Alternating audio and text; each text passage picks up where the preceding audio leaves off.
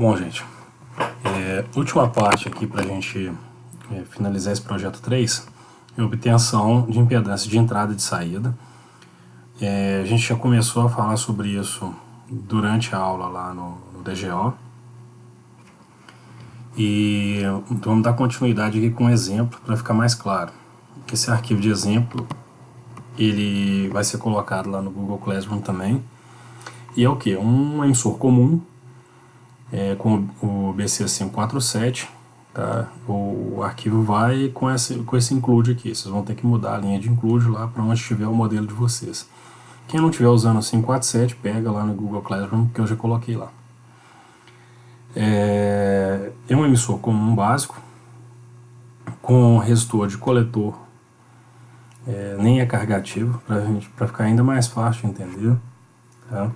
Resistor de 2,2 kΩ, offset para dar o VBE de 0,7 volts e uma amplitude na senoide de 10 milivolts na entrada. Não estou muito interessado nisso daqui não, mas só para a gente compor a senoide, porque a gente vai fazer a análise na frequência. O comando que a gente vai usar é o .NET. Tá? Tem o help do LTSpice. O .NET é um comando Spice original, mas ele varia de versão Spice para Spice. No LTSpice, por exemplo, você não consegue ter muita liberdade para definir o .NET, mas aqui tem uma definição que vai nos ajudar, no nosso caso, que é uma definição para um amplificador tensão-tensão, em que eu posso definir que qual é o comportamento de rede, tá? Leia-se rede, parâmetros de quadripolo, tá? Entre a tensão de saída para a fonte de sinal na entrada. Importante dizer, eu não coloquei aqui, não especifiquei, e dentro do comando .NET é possível especificar, tá? Qual a impedância de saída da fonte de sinal, só para a gente simplificar a coisa. Antes de mais nada, né, o esperado como impedância de entrada em baixas frequências para um emissor comum é o próprio RP do transistor. E o esperado para a impedância de saída seria a resistência de coletor em paralelo com a resistência de saída do transistor, né? Então nós vamos simular, pus o ponto OP aqui justamente para a gente poder obter os parâmetros de pequenos sinais do transistor nesse ponto de operação, para a gente comparar o RP e o paralelo RC com RO com o que ele vai calcular para a gente, tá? Vamos fazer a simulação. Tá aqui na frequência. Eu vou colocar Zin primeiro, para a gente ver, tá? Ele vai me dar em dB, para eu saber o valor disso.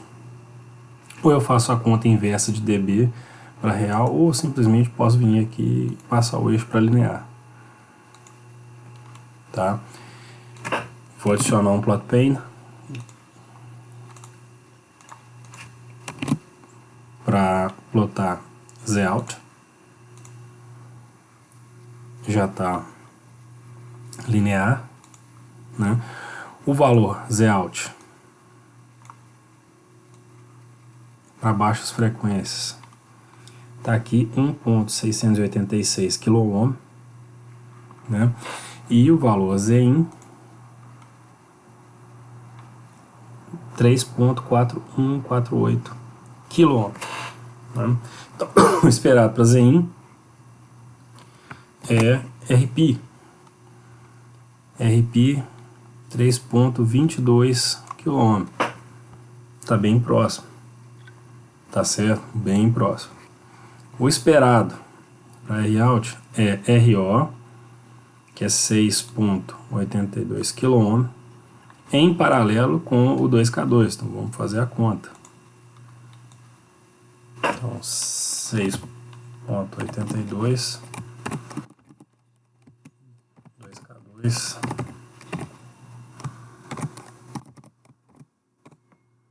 1.667. O valor que deu aqui foi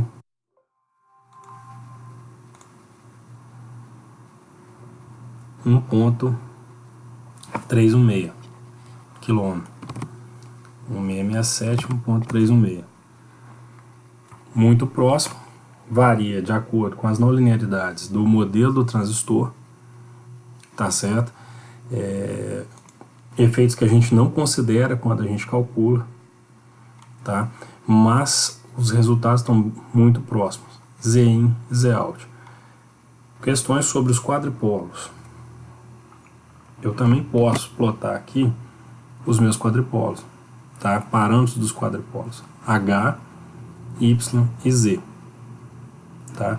Quadripolo G é o inverso H, não está aqui, tá? Mas é possível obter os parâmetros G a partir do H. A questão que diferencia os cálculos aqui com o que a gente estava fazendo em sala de aula é o que? Os parâmetros híbridos, eles respondem necessariamente às grandezas que estão sendo calculadas. Tá? Então, no caso H1 tem realmente unidades de impedância, mas H22 não. Então, se a gente colocar aqui para ver, H1, vou trazer aqui para esse gráfico, batendo em cima certinho com ZI, tá? É muito próximo. Agora H22 está lá embaixo, né? H22 tem unidades de transcondutância, de condutância. Então eu vou inverter aqui para ficar com o valor correto. A diferenciação de faixa de passagem aqui, que eu ainda não descobri exatamente como é feito o cálculo do LT-Spice, tá? Mas o valor em baixas frequências é muito próximo, tá certo? Ah, mas eu vou precisar de parâmetros H para o amplificador malha aberta? Não, mas a forma de obtenção dos parâmetros H, Y e Z para a malha de realimentação pode ser conferida com esses comandos. O que eu teria que mudar? Ao invés do circuito com o transistor, eu teria que construir a malha de realimentação aqui. Tá? Se for a malha, por exemplo, que a gente vai estudar, são duas malhas, a malha de realimentação para o amplificador não inversor e para o amplificador inversor. Muda só a resistência ou não do resistor do pino inversor para o terno. Mas eu entraria com aquela malha e mandaria fazer a análise na frequência, tá?